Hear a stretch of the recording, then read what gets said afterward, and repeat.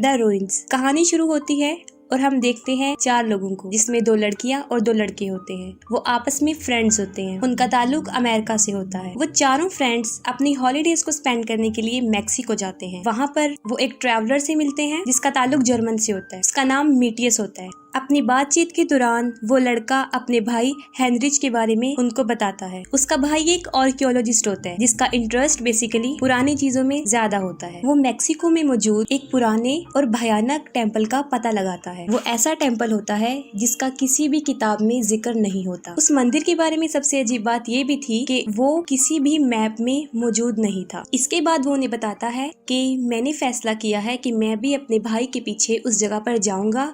अगर आप लोग भी मेरे साथ जाना चाहते हैं तो आप जा सकते हैं, क्योंकि वो लोग यहाँ पर अपनी छुट्टियां सेलिब्रेट करने आते हैं और उन्हें कुछ नया देखना था। इसलिए वो फैसला करते हैं कि हम भी मीटियस के साथ जाएंगे। वो डिसाइड करते हैं कि हम कल सुबह वहाँ पर जाएंगे। उससे पिछली रात वो अपने होटल में ही गुजारते हैं। वो खतरनाक मंदिर जंगल के बिल्कुल बीच में था। वो मंदिर काफी दूर था। आधा रास्ता गाड़ी पर और आधा पैदल सफर करने का था। जिस गाड़ी को वो सिलेक्ट करते हैं उस जगह पर जाने के लिए, उसका ड्राइवर उनको समझाता है कि आप लोग वहाँ पर मत जाएं, वो काफी खतरनाक जगह है जो कि ठीक नहीं है। उस ड्राइवर को पैसे चाहिए थे, इसलिए वो उनके कहने पर उनको वहाँ पर ड्रॉप कराता है। वो उन्हें उस जगह पर छोड़कर आता है जहाँ से पैदल चलना होता है और कुछ दूर चलने के बाद वो मैप की मदद से एक ऐसी जगह पर पहुँच जाते हैं जिसको झाड़ियों से कवर किया होता है। वो लोग उन झाड़ियों को हटाकर आगे बढ़ने का फैसला करते हैं। उन फ्रेंड्स में से एक लड़की एमी जो कहती है कि मुझे गड़बड़ लग रही है और ऐसा लग रहा है कि किसी ने इस रास्ते को इसलिए ढका है ताकि यहाँ पर कोई ना आ सके और हम लोगों को वापस चले जाना चाहिए। वो लोग उसकी नहीं सुनते क्योंकि वो उस मंदिर को देखना चाहते हैं और सबसे ज्यादा उस मंदिर को देखने की ख्वाहिश जो रखता था वो मीटियस था, क्योंकि उसका भाई भी वहाँ आया होता है। कुछ दूर चलने के बाद उसको अपने भाई की गाड़ी मिलती है। आखिरकार वो अपनी मंजिल यानी उस मंदिर तक पहुँच जाते हैं जो वाकई ही जंगल के बिल्कुल बीच में होता है और उसको चारों तरफ से पौधों से ढका होता है। वो मंदिर के पास अभी जा रहे होते हैं कि कुछ लोग घोड़े पर बैठकर आते हैं। वो उस गाँव के लोग होते हैं। गाँव के लोग उन्हें अपनी जुबान में कुछ कह रहे होते हैं, लेकिन उन सबको गाँव वालों की जुबान समझ नहीं आती और गाँव वालों को भी उन लोगों की समझ नहीं आ रही थी। उसके बाद जैक उनको पैसे देता है, लेकिन वो लोग पैसे लेने से इनकार कर देते। एमी उन लोगों की पिक्चर्स बना रही होती है और वो बनाते बनाते पीछे हटती है और उन पौधों पर चढ़ जाती है जो मंदिर को ढके हुए थे। जैसे ही गांव वाले देखते हैं कि एमी के पाँव उन पौधों के ऊपर हैं, वो गुस्से में आ जाते हैं और सब लोग अपने हथियार निकाल लेते हैं। दिमित्री ये सोचता है कि वो लोग गुस्से में इसलिए आए हैं क्योंकि एमी ने उनकी तस्वीर बनाई। वो फौरन एमी से कैमरा लेता है और गांव वालों को देता है। जैसे ही वो गांव वालों की तरफ बढ़ता है, वो लोग एक तीर छोड़ते हैं जो उसके सीने में लगता है और आर पार हो जाता है। फिर वो उसके सर पर गोली मारते हैं और उसके सर को उड़ा देते हैं। ये देखकर उसके दोस्त काफी डर जाते हैं और चिल्लाने लगते हैं। इसके बाद गांव वाले उन लोगों पर बंदूकें तान देते हैं और उन्हें कहते हैं कि तुम लोग मंदिर पर चढ़ जाओ। वो लोग काफी डरे होते हैं और फौरन मंदिर पर चढ़ जाते हैं और हालात पर कंट्रोल हासिल करने की कोशिश करते हैं। वो फौरन अपना मोबाइल फोन निकालते हैं और देखते हैं कि इस पर सिग्नल नहीं आ रहे हैं और उनके पास भागने का भी कोई रास्ता नहीं है, क्योंकि उनके मंदिर पर चढ़ते ही गाँव वाले चारों तरफ से मंदिर को घेर लेते हैं। उनके ख्याल में गाँव वाले जालिम लोग हैं, क्योंकि वो दिमित्री को बिला वजह मार देते हैं और उन लोगों को मंदिर पर चढ़ा देते हैं। वो लोग काफी मुश्किल में होते हैं क्योंकि ना कोई उनकी मदद को आ सकता है और ना ही वो मंदिर किसी मैप में होता है। मंदिर के ऊपर वो देखते हैं जहाँ पर हेनरिच का टेंट और उसका कुछ सामान होता है, लेकिन ना वो वहाँ पर होता है और ना ही उसकी फ्रेंड। उसके अलावा वहाँ पर मंदिर के अंदर जाने का रास्ता भी था जो बिल्कुल कुएं की तरह नजर आता था। उसके अंदर रस्सी लटकी होती थी। वो लोग खड़े होते हैं कि अचानक उन्हें फोन की घंटी की आवाज आती है, जो कि काफी अजीब चीज थी कि वहाँ पर सिग्नल नहीं थे और फिर टेम्पल के इतनी गहराई में सिग्नल आना तो नामुमकिन है। वो सोचते हैं कि शायद ये हमारी उम्मीद की कोई किरण जो हमारी मदद कर सकती है। मीटियस भी सोचता है कि ये शायद उसके भाई का मोबाइल है, इसलिए वो मंदिर के नीचे जाने का फैसला करता है और जल्दी से खुद को रस्सी से बांध लेता है और नीचे उतरने की कोशिश करता है। एरिक और जैक दोनों दोस्त रोलर को कंट्रोल करते हैं, जो कि उस रस्सी की मदद से उसे नीचे जाने में मदद करते। वो दोनों रोलर को घुमाना शुरू करते हैं और रस्सी को चेक भी नहीं करते। रस्सी कमजोर होती है और कुछ दूर जाने के बाद वो टूट जाती। मीटियस काफी बुलंदी से नीचे की तरफ गिर जाता है। इतनी ऊंचाई से गिरने की वजह से उसकी कमर की हड्डियां टूट जाती। हड्डियां टूटने की वजह से वो पैरालाइज हो जाता है। अपने दोस्तों के साथ हुआ जाने वाला ये दूसरा वाकया देखकर वो लोग मजीद डर जाते। उसके बाद वो फैसला करते हैं कि दोनों लड़कियों में से एक लड़की मंदिर के अंदर नीचे जाएगी क्योंकि लड़कियां इतनी मजबूत नहीं हैं जो उस रोलर को संभाल सके। उनमें से स्टेसी जो नीचे जाना तो नहीं चाहती लेकिन फिर भी वो जाने के लिए राजी हो जाती और रस्सी से उसको बांधते हैं ताकि वो नीचे जा सके। क्योंकि कुछ रस्सी उनके पास पहले टूट चुकी होती है इसलिए वो रस्सी भी उनके पास थोड़ी होती है और जैसे ही थोड़ा सा रास्ता रह जाता है क्योंकि ऊंचाई ज्यादा नहीं होती तो स्टेसी फौरन वहाँ से कूद जाती है जिससे उसका घुटना काफी जख्मी हो जाता है। नीचे पहुँचते ही वो देखती है कि काफी अंधेरा है। उसके बाद वो मेटियस को चेक करती है कि उसकी हड्डियां टूट चुकी हैं। वो फौरन जैक को बताती है कि जैक मेडिकल स्टूडेंट होता है क्योंकि वो मेडिकल के बारे में थोड़ा बहुत जानता था। वो फैसला करता है कि हम एक स्ट्रेचर बनाएंगे। आसपास देखता है और वहाँ पर जितनी भी चीजें मौजूद होती हैं उनसे स्ट्रेचर बनाता है। स्ट्रेचर बनाने के बाद वो एमी को भी स्ट्रेचर की मदद से नीचे भेजते हैं ताकि वो दोनों लड़कियां मिलकर मेटियस को ऊपर ला सके। इसके बाद वो दोनों लड़कियां मेटियस को स्ट्रेचर पर डालने की कोशिश करती हैं और जैसे ही वो उसको स्ट्रेचर पर डाल रही होती है मेटियस की कमर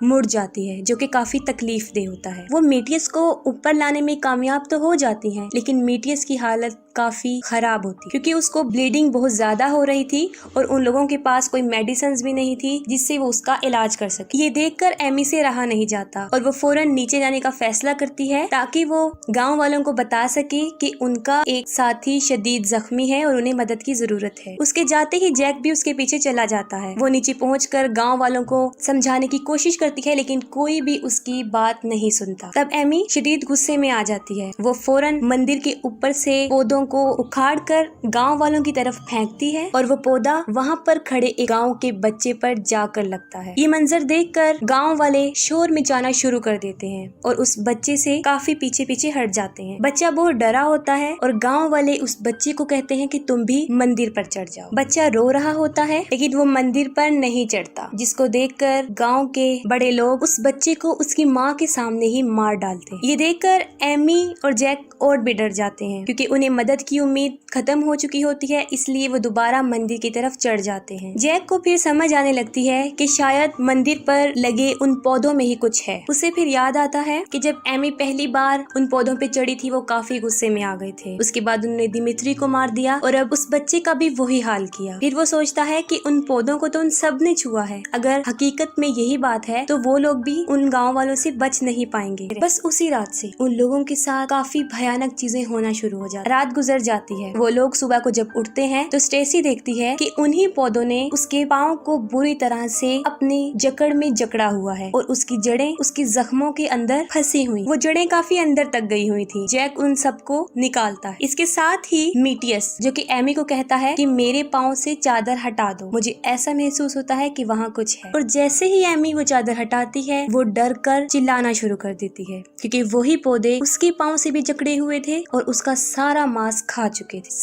खा चुके थे और उसकी हड्डियां नजर आना शुरू हो गई थी। काफी भयानक मंजर। जैक उन पौधों को भी हटा देता है जिससे मेटियस की हालत और भी खराब हो जाती। उसके बाद एक बार फिर मंदिर से मोबाइल फोन बजने की आवाज आती है। उनके पास कोई रास्ता नहीं होता इसलिए जैक दोबारा फैसला करता है कि वो लड़कियों को नीचे भेजेगा ताकि वो मोबाइल लाए और अपने लिए कोई मदद बुला सके और इस दोज़ख जैसी जिंदगी से वो निकल जाए। वो दोनों लड़कियां दोबारा मंदिर के नीचे जाती हैं और वो देखती हैं वही फूल और पौधे बिल्कुल ताजा होते हैं। ये देखने के बाद उन्हें अंदाजा हो जाता है कि ये पौधे आम पौधे नहीं हैं क्योंकि अंधेरे में पौधे नहीं उग सकते। उन पौधों के पास ही उन्हें एक लड़की की लाश नजर आती है और वो फोन जो बज रहा होता है उस लड़की के हाथ में होता है। वो मोबाइल उस लड़की से ले लेती हैं और जब मोबाइल की तरफ देखती हैं तो काफी हैरान रह जाती क्योंकि वो मोबाइल बिल्कुल टूटा हुआ था। फिर वो सोचती हैं ये मोबाइल टूटा हुआ है तो फिर फोन की बेल कहाँ से आ रही। उन्हें फिर दोबारा फोन की बेल सुनाई देती है और वो कोई और नहीं बल्कि वो पौधे ही थे जो फोन की तरह बज रहे थे और वाइब्रेट हो रहे थे। इतना भयानक मंजर। उससे भी ज्यादा वो जब वो पौधे उनकी तरफ हमला करने के लिए बढ़ते हैं। वो दोनों रस्सी की तरफ भागती हैं। जैक और एरिक उनको ऊपर की तरफ खींच ले। ऊपर आने के बाद लड़कियां उनको बताती हैं कि नीचे कोई मोबाइल फोन नहीं है बल्कि ये पौधे ही हैं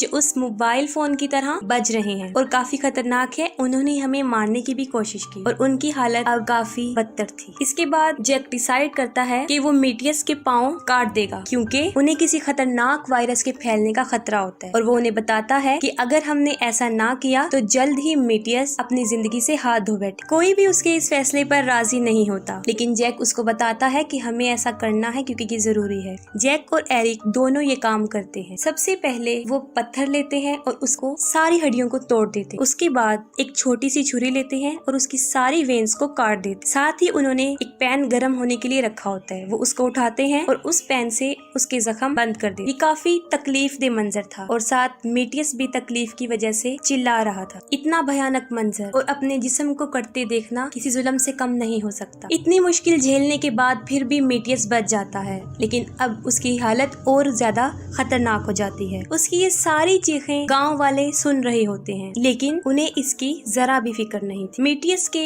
जिस्म के कटे हुए वो पार्ट्स उनकी आंखों के सामने वो पौधे अपने साथ ले जाते। उसके बाद स्टेसी दर्द से चीखती चिल्लाती है। वो कहती है कि मैं ऐसा महसूस करती हूँ कि ये सारी खतरनाक चीजें मेरे अंदर हैं। वो छुरी लेती है और उन्हें दिखाने की कोशिश करे, जिस पर उसके सारे दोस्त उसे ऐसा करने के लिए मना करते हैं। उसके बाद स्टेसी जब सुबह को उठती है तो वो देखती है कि उसके जिस्म में उन पौधों की जड़ें साफ दिखाई दे रही। ऐसा लग रहा था कि कोई छोटे छोटे सांप हैं जो उसके जिस्म में है, उसकी कमर में और उसकी टांग पर। पहले तो जैक उसकी कमर में नजर आने वाली जड़ों को छुरी की मदद से निकालता है। उसके बाद उसकी टांग में नजर आने वाली जड़ों को वो निकालता है। इसके बाद मेटियस मर जाता है और वो पौधे उसकी लाश को भी अपने साथ ले जाते। स्टेसी को इतना काटने के बाद वो फिर भी कहती है कि उसकी कुछ जड़ें अभी भी उसके जिस्म में मौजूद और तुम उनको भी निकाल दो, लेकिन वो लोग ऐसा नहीं करते क्योंकि ऐसा करने से स्टेसी की मौत वाक़या हो सकती। वो काफी रिक्वेस्ट करती है लेकिन वो लोग मना कर देते। उसके बाद वो पानी पीती है और उसके माथे पर उन पौधों की जड़ें साफ नजर आती हैं, लेकिन उसके दोस्त उसे इग्नोर कर देते। स्टेसी को सुकून नहीं आ रहा था। सब लोगों के सो जाने के बाद वो बाहर आती है और अपने ही आप को काटना शुरू कर दे क्योंकि उसके जिस्म में मौजूद होने वाली चीजें काफी तकलीफ दे रही थी। उसके लोग जब उठते हैं उसको देखकर उसके दोस्त बुरी तरह डर जाते क्योंकि वो अपने आप को बहुत ज्यादा काट चुकी थी, अपनी कमर को,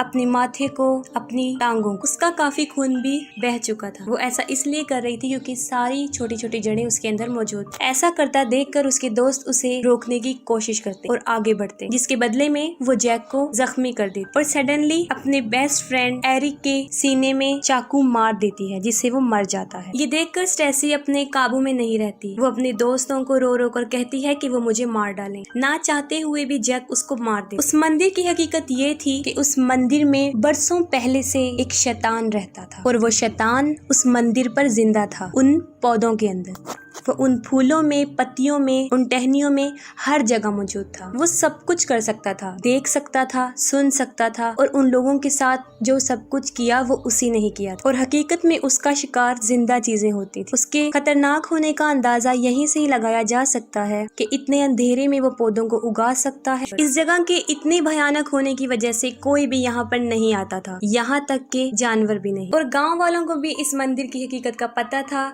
ये पैरासाइड है और जिंदा इंसानों को मारकर ताकत हासिल करते। और यही वजह थी कि वो चाहते थे कि कोई इंसान यहाँ ना आए, क्योंकि जो यहाँ आया वो बच के नहीं गया और जो उन पौधों को टच कर लेगा उसकी तो यकीनी मौत होती। ये आदमखोर पौधे। अब टेम्पल पर सिर्फ 2 लोग ही जिंदा थे, एमी और जैक। उन लोगों के पास एक रास्ता तो ये था कि वो अपने बाकी दोस्तों की तरह यहाँ मर जाए या फिर वहाँ से अपनी जान बचाकर भाग जाए। इसके बाद जैक एमी की सारी बॉडी पर खून लगाता है और उसे नीचे लेकर आता है और ऐसे शो करवाता है कि जैसे वो मर गई है। एमी को जमीन पर रखने के बाद वो गांव वालों को अपनी बातों में उलझाने की कोशिश करता है और उनका ध्यान अपनी तरफ लगाता है। इसके बाद एमी के भागने के लिए रास्ता साफ था। वो फौरन चिल्लाता है और एमी को कहता है कि वो वहाँ से भाग जाए। एमी फौरन वहाँ से भाग जाता और जैक, जिसको गांव वाले मार, एमी अपनी जान बचाकर किसी तरह अपनी गाड़ी तक पहुँच जाती और गाड़ी को स्टार्ट करके फौरन वहाँ से भगा और काफी दूर निकल आती है। काफी दूर आ जाने के बाद ऐसा लग रहा था कि एमी बच गई है, लेकिन कुछ देर बाद वही पौधों की जड़ें उसके भी माथे पर नजर आना शुरू हो गई थी, जिससे साफ जाहिर था कि वो खतरनाक पौधे, उसकी भयानक चीजें अब इस दुनिया में भी आ चुकी। यहाँ पर मूवी द रूइंस